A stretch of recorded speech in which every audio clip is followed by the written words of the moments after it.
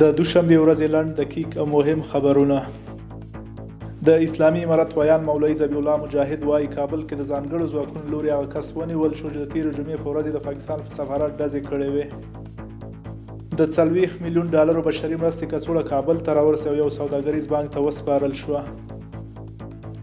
د ملي دفاع سرپرست وزیر مولوي محمد یعقوب مجاهد په ابوظبي کې د متحده عربي اماراتو دولت له رئیس سره وکتل. د ټولګټ وزارت لخوا د پکتیکا برمل ولسوالۍ عمومي سړک د جغل اچونې کار دوام لري. د ملي دفاع وزارت پلاوي د شهید سردار محمد داود خان له روغتون څخه لیدنه وکړه. د شپږمې حوزې پولیسو 3 تښتول شوي موټر له تعقیب وروسته پیدا او خپلو مالکینو ته وسپارل. په فاریاب ولایت کې د بلوټ سربند پروژې چارې 95 سلنه پر مخ تللې دي.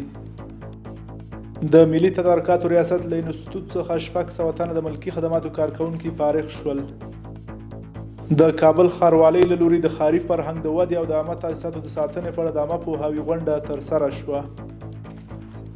د 219 عمري قلي اردو مرستیال د کندهار له والي سره وکتل.